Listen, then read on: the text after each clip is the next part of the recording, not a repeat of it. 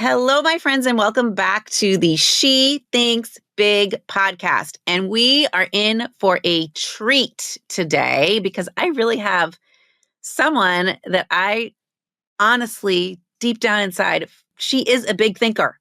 She is. And Jamie Lee is here with me today. And Jamie and I met each other in a mastermind way back in, I think it was 2020 for me. I don't know. I know she was in 2021. Yeah. Yeah. So I don't know. We were in there together and now neither of us are in there together. We're doing other amazing things and furthering our learning and skills. But I keep following Jamie and I wanted to invite her on because for so many reasons, but she's a coach. She works with women, helping them do bigger and better things and really negotiate and represent and self-advocate for themselves. And now she's added this hypnotist piece to her business. And you know what? We're just going to have a conversation about all the things that she does and all the things that I think, when I ask my guests to give me in a forum prior to us recording the podcast, what are 3 key takeaways that you want my listeners to have? And in reviewing these 3 key takeaways, I'm just excited to dive into those 3 things. And we're going to talk about those. But before we go any further, Jamie, why don't you tell everybody who you are, where you came from, all the pieces of the puzzle. Tell us. Hello, my name is Jamie Lee. I have learned I'm a big thinker. You are. You are. Like, I remember from way back when, in like 2021, I was like, this girl's going places. Thank you. She is. Yes. I like to think my imagination is clearer and bigger than my own eyesight. I'm wearing like these progressive glasses now. Having a big imagination is another way to think big. So I really appreciate. I received this deeply. Good, because I'm being honest with you, completely honest with you. So, all right, give people a little background. Like, you have a really interesting way back in the day background. Yeah, I'm an interesting person. I'm an immigrant.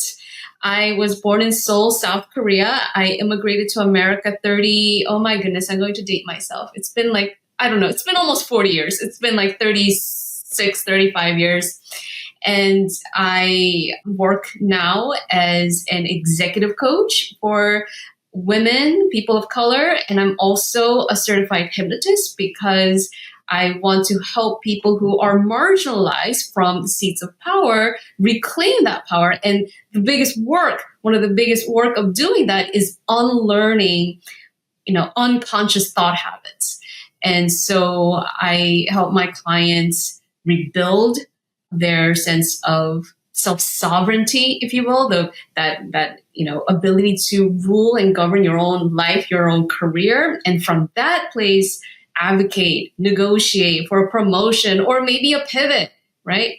Yeah. And feel grounded in their self-confidence. That's what I do. I love it. I actually am working with a client right now, a woman who, how did you put it? Basically, like, she's in a position where she feels controlled, and actually by another woman. And we've been working a lot on her kind of reclaiming her own sovereignty or her own power and working towards, like, what does she want in life? Like, she doesn't have to stay in this job. And she kind of sometimes forgets that. And anyway, that's like fresh in my mind. So this is a great conversation we're going to have. All right. So I'm just going to dive in and we're going to talk about these 3 key takeaways that Jamie put in her beautiful form on Dubsado. And the first one she shared with me is that self-advocacy is an act of service. Tell me more about what you mean by that. I am turning on its head this belief that speaking up, asking for what we want is selfish and greedy. Because that's something that a lot of women, a lot of marginalized people, we are like, oh no, I can't do that. What if they think I'm being greedy? What if they think it's all about me, right? And we never stop to think, what if actually when we implement a really simple communication framework and we intentionally, thoughtfully ask for what we want, people are glad. People are grateful. We're recording this like a week before Valentine's Day. And an example is, when you have a romantic partner, you kind of wish they would read your mind and just surprise you with the romantic gesture and the flowers and the gifts and the chocolates, if that's what you like. But people don't read our minds. I mean, we love our romantic partners not because they are psychics, but because they are human and we love their humanity, right? Yes. And so we want to be able to just tell them, hey, here's what I'd love to do together with you on this day, whether it is just staying home and avoiding the hype, or I want to spend quality time with you, or I want, like, being upfront, being clear and explicit. Yes, explicit. Like that's something that I say a lot. Like, it's your birthday. You tell them what you want to do. That's right. Or how do you want this holiday to go? Or how do you want this conversation to go even? Yes. Yes, that's the key question. Is like, let's think about what is our desired outcome, and then we can work backwards with, okay, what do we need to make clear? What do we need to spell out very specifically so that people aren't surprised and people are like, oh, thank you for letting me know, so that, no one's disappointed. Yeah, I sometimes say, like, so I was helping someone write an email yesterday, kind of almost like, so here's the scenario. So she's a business owner. She had the opportunity to work what in her brain, this was like going to be a huge client, like this is big time client. And she's been going back and forth with them, I think now probably for 4 months on this custom proposal. Okay. So they still haven't paid her a dime. She's gone back and forth. They keep cutting things out. They keep trying to almost manipulate what they want her to do for them. She owns a marketing agency. And we kind of got to this place this week. I was like, is this really worthwhile anymore? Is this something, do you even want to work with them if they're kind of continuing to nitpick everything? And she's like, no, actually, I don't. And I said, well, you know what? You're doing them a disservice by not saying that. Like, I've decided that this isn't a good fit. Right? Because she was trying to not hurt their feelings. Maybe she could do something little for them. She didn't want to give up this maybe what could potentially could be some great opportunity. I'm like, is it? Do you really want to work with them? If this is how they're, like, we haven't even started yet and they're still trying to negotiate with her this proposal. She would be doing, I use that word disservice. You're doing them a disservice. You're doing yourself a disservice if you are not honest and saying, I actually want the outcome of all of this to be that we're not working together. I love that. I love that. One of my favorite teachers, Byron Katie, says that an honest no is a yes to you. Yes. And when you give an honest no, you're better off. And when you're better off, people around you are better off.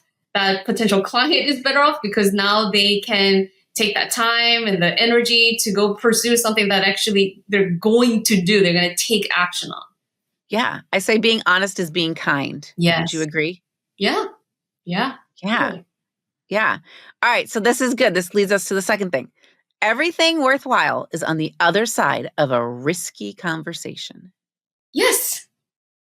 Yeah.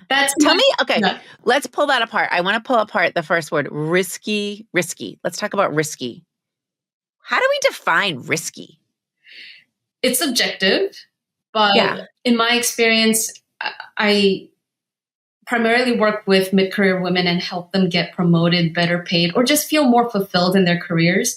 And more often than not, what's between them going from where they are to where they want to go is having uncomfortable, awkward, risky conversations. Risky because it's emotional risk, risky because, there are things on the table that can go away, but are you willing to take that risk of like, let's just address what's here and, take, for example, your client. This possible deal, it can go away, but what if risking it going away actually frees up more of her mental bandwidth, more of her joy, and so much more, right? For both Yeah. sides.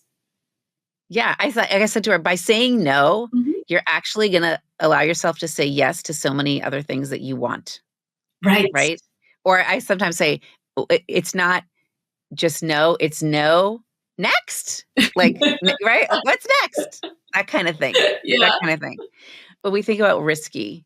Do you think it's really the emotional piece that makes it seem riskier than it is? Like, what's the worst thing that could happen? Right? It's like a feeling, right? You feel a certain way most of the time. I mean, you could lose your job, right? I mean, that's a thing. I don't Mhm. know. How do you weigh that? Like, how do you, or do we even, should we be weighing things? Is it worth it? Um, it probably helps to ground it in specific examples. Yeah. In terms of emotional risk, let's talk about somebody who wants to ask for a raise or a promotion at work. Okay. And I can think of a client right now who is Okay. VP, who's basically, doing a lot of the heavy lifting as actually the only woman, at the executive level. Okay. And this is something that you see a lot. Somebody who very hardworking, diligent, only woman. She's pulling the weight of like two or three different people, but she just often does not get the credit, the claim, the pay, the recognition. And she feels it's very risky to have a conversation one-on-one with her direct supervisor and say, let's readjust how we work. Let's readjust how we divvy up the work and who gets the credit for what, right? Because Yep. if we were to just make it more streamlined, and if I had direct authority over the work that I'm already doing behind the scenes, it would just make things so much more easier, more convenient, more efficient, and our business would benefit. But she feels it's risky because, as the only woman, almost like the token woman at the executive suite, she feels if she were to stick her neck out, there's going to be blowback, gender blowback. And there's research that this does happen. Yes, I So, know. and Yes. and so her concern is warranted.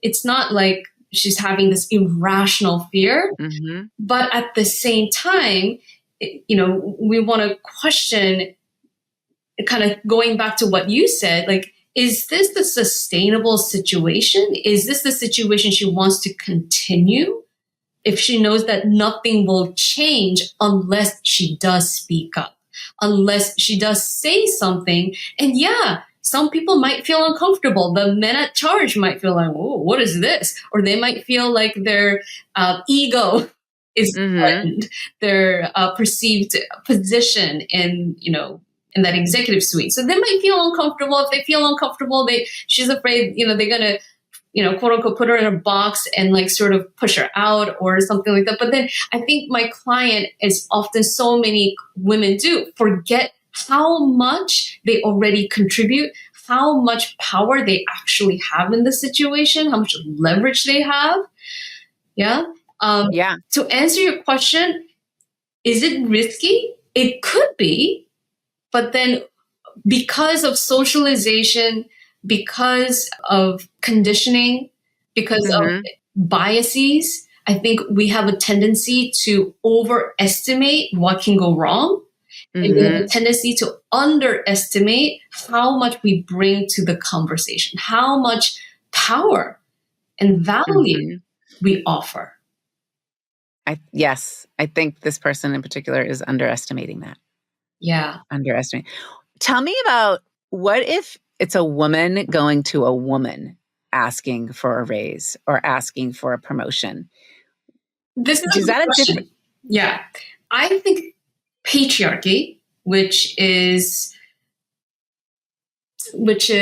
how do I describe it? It's really a system of thought that so many of us have internalized. It's not just men. It is not gender specific. Okay, I'm glad you made that distinction. Right. Yeah. It's not just gender specific. But sometimes I feel like a woman might say, okay, let's say like the higher up, I don't want to say the boss, but we'll just use the word. The boss is a woman, and then we have like the employee is a woman. The employee thinks that a boss wouldn't talk to a man in that way. They would only talk to a woman in that way. And again, research has also shown that this is something that we do observe. People Yeah. do relate and communicate to different people, different ways, according to, intersections of their identities. Yeah, this does happen. Yes, it does happen. But it doesn't mean that you should act, you still should go for it, right? Like you still need to have these conversations. And maybe that even gives you more of an impetus to have a conversation in a way. It could. Right. And in my conversations with clients, we do talk about, okay, how do we de-risk the conversation? Yeah. How do you de-risk the conversation? One great way to do that is to ensure that you have sponsors and champions beyond this one person who can, decide your pay increase or the decision maker, so to speak. Right. So it's a question of, are you networking? Are you having those informal conversations beyond that one-on-one with your boss? And for some people, even that feels risky because they don't understand that building a relationship, building rapport, and becoming a known entity with other decision makers within the org, that's not an act of treason. That's just good stewardship. That's just being really good at managing up. Right? That's another way how your self-advocacy can be an act of service, because people who are at the C-suite or skip level bosses, SVPs, whatever, they often don't know what's going on at the ground level. And when you let them know, they're like, oh, that was really good to know. I'm going to use that. I'm really glad I know this now. Right? Yes, totally. All right. So you've got to kind of build your network of champions supporting you in the background. Yes. Okay. Or it could just be friends, people with whom you have rapport, people who know what you're capable of. Okay. Is there what's another tip on de-risking a conversation? What do you think? Yes. Again, so if we were to talk about people who want to get promoted, you want to time that conversation 3 to 6 months ahead of the budget making process. This is a good tip. Yes. So many corporations, if they run on a calendar year, they do that. They start doing that in October, or even late September. They start thinking, oh, we have Q4 coming up. We got to start deciding on what our next year budget is going to be. And so for this reason, your mid-year review, which happens in the middle of the calendar year, is really critical, because you want to be demonstrating that you're meeting those objectives, you are delivering value, and therefore, you want to revisit your promotion conversation or your raise conversation so that they can bake that in to the multi-party negotiation that happens near the end of the year with other decision makers. They're gonna have to fight, they're gonna have to negotiate and fight for you to get that raise and promotion. So you want to help your decision maker by front running the budget decision making. Got it. Okay. This is where my brain went, but it's kind of, I'm going off a little bit off on a tangent. How do you know when it's time to leave? That's a personal question. And my personal experience, having left, a 9-to-5 job, is that if your body hurts, your soul hurts, your spirit hurts. Yeah.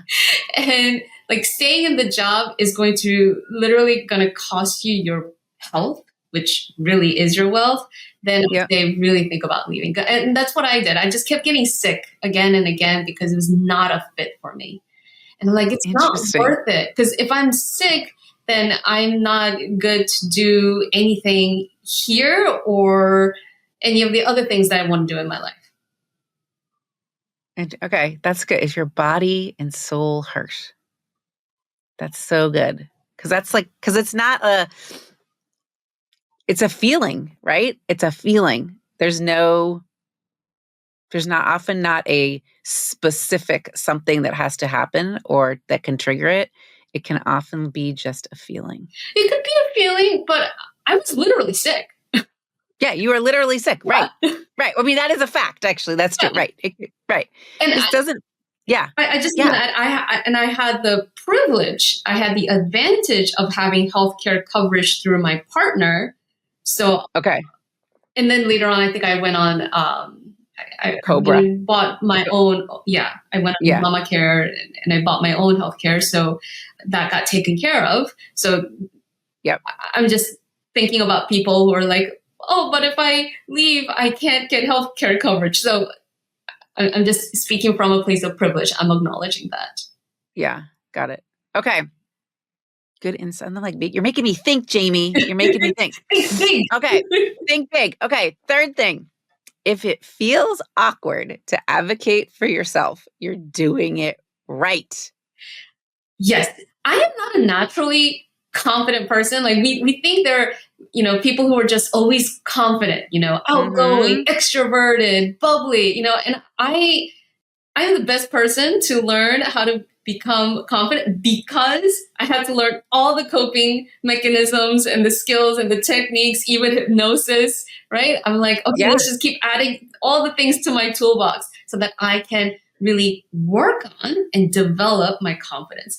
But the myth of confidence is that it's always going to be comfortable. Or the myth of confidence is that it should never feel weird or awkward on the way to building confidence, because confidence really is a result of having taken action. And so the way to get to the result is taking action even before you have the confidence.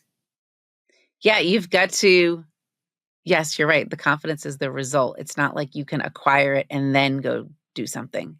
You've got to do something to create the confidence. Or you have to experience the feelings, right? The awkwardness, the feelings of not being sure of yourself, probably, right? The non-confidence. Tell me how the hypnosis played into this. Like, tell me why you went down that path and what you found now having that as a tool in your toolbox. Hypnosis is not a way to manipulate yourself. Hypnosis is just a practice, a set of tools to help you access a different brain state. And I think when I feel anxious, afraid, or even depressed, it's because my inner itty bitty shitty committee is very loud and it's drowning out the voice of reason, right? And you can imagine what that means. Itty bitty shitty committee is like, your self-doubt or like all the, I should have done this, should have done that, woulda, coulda, shoulda, whatever, right? The voice of self-defeat. We all hear it. The best of us do.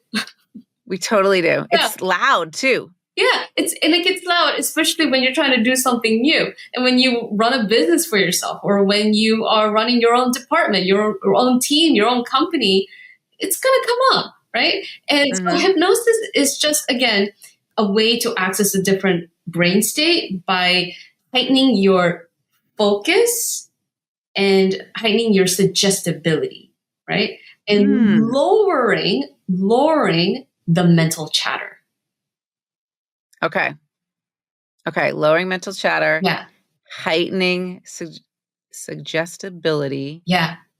And what was the other thing you said? There was one other thing. Heightening suggestibility. Focus. Like take for example, if you ever listen to guided meditations, that's just another way to entrance yourself, right? Because you quiet your mind and you imagine relaxation, right? Or when you watch a really gripping movie, whether it's an action movie or heartbreaking melodrama, and you're like, oh my gosh, my heart is beating or tears are coming out of my eyes, you're entranced because your suggestibility has heightened and you're totally focused on what you're seeing, right? Yeah.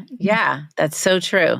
Yeah. And you've lower the volume on your own mental chatter. You're not like thinking about this and that. You're like, wow, what's going to happen?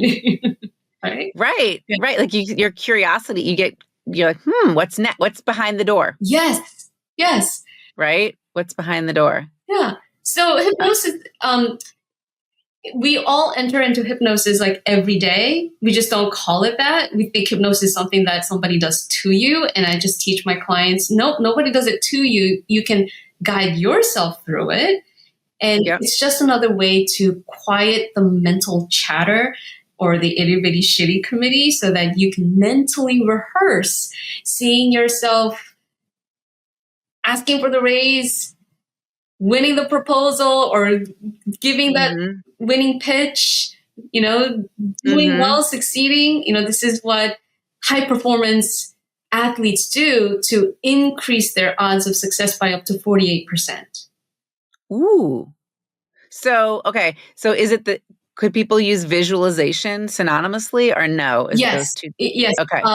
Michael Phelps is very famous for doing this. I believe Tiger Woods also does it. Many, many gold winning medalists, Olympians are known for doing this, which is they just mentally imagine or visualize themselves taking every winning stroke, moving through the body or, swinging that golf club in a way that is satisfying and, just the way they want. And what this does is it activates the exact same neural network as if you're actually physically moving your body.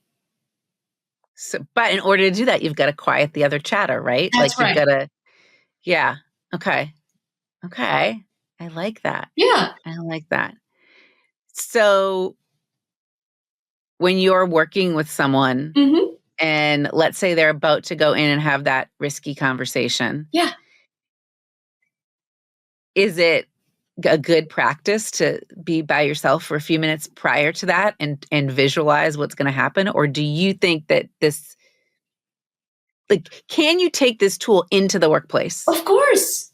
Yeah. Yes, people do. And there's a lot of research that shows mindfulness, meditation, right? Even breath work really does change your brain state, your emotional state, your physical health. And there's so many examples of, people implementing it in the workplace as well. Something that I do in my coaching practice is I just guide people through the whole mental rehearsal practice so that by the time they go to the conversation or the presentation or what have you, they just feel like they're walking themselves into who they already are. And yes, I do recommend my clients practice it before a high stakes conversation. Okay. Yeah. So it becomes so much easier, doesn't it? That's right. So this is just practice. This is like practicing. It's practice. Yeah. It's practice for what you want to happen. That's right. So good. So good. Okay. So interesting. I could have like 100 more questions, but can I share a tip? Can I share? Yes. So this is something that I learned from Dr. Amy Cuddy at Harvard. She is known for her book Presence, and she talks about how power pose, holding a power pose, you change your physiology and you change your brain state, right? So she recommends you take like 2 minutes ahead of a high stakes conversation or risky conversation, go to the bathroom for 2 minutes and, stand in a power pose. Because what that does is lowers your cortisol and improves your testosterone, which is a human hormone. We all have it. And it's associated with assertiveness, increase in assertiveness. And then I just add another layer, which is just, soften and diffuse your visual focus and shift into peripheral vision. Like when you are sort of just taking in, I'm Asian, so my eyes get all squinty when I do peripheral vision. But you take in the space and everything around you instead of being in a, narrow tunnel vision, right? And what that does is it helps you access your parasympathetic nervous system, which is associated with rest and digest. So you could be more calm, grounded, but at the same time more assertive, which is how I like to experience confidence. That's good. So good. I have read her book. I got to reread that book. So, all right, 2 minutes before, or spend 2 minutes Okay. in a space, power pose, peripheral vision. So I watched in the last couple of weeks, Jamie did a webinar, which you can find on YouTube, where she walked her listeners' audience through exercises to access this peripheral vision. It was really interesting for Yes. me to do because I did it. It was really super interesting. And I could see it's just like my stress level went down too. Yeah. Not that I was super stressed in watching this video, but like it just, you can feel it. You can feel yourself becoming more grounded. Yes. Yes. And you can find the replay, all the links from my podcast, which is called Risky Conversations. Super. All right. So if someone wanted to find you, they can go to YouTube, they can look you up, but where else can they find you? Come to my website, jamieleecoach.com. You can find all the links to YouTube, podcast, blog. There's also a leadership archetype quiz that you can take. And then I offer you a custom type-based recommendations to improve your self-advocacy in the workplace. I love it. And we're going to have all those links in the show notes. You all listeners can learn so much from Jamie. Go take advantage of all of those resources and connect with her. Just in my following, I have learned so much. And this has been, thank you so much for being here. This has been so, so helpful. Thank you for having me. You are more than welcome. Okay, friends. So until next week, I will be back next week. But this is part of thinking bigger. What we talked about today is really part of thinking bigger about what is possible for you. And these are tools, what we talked about today, they're tools to put in your toolbox that complement what I call thought work really well. And I think these tools really take you to the next level. So go use them. Thanks, Jamie. Thank you.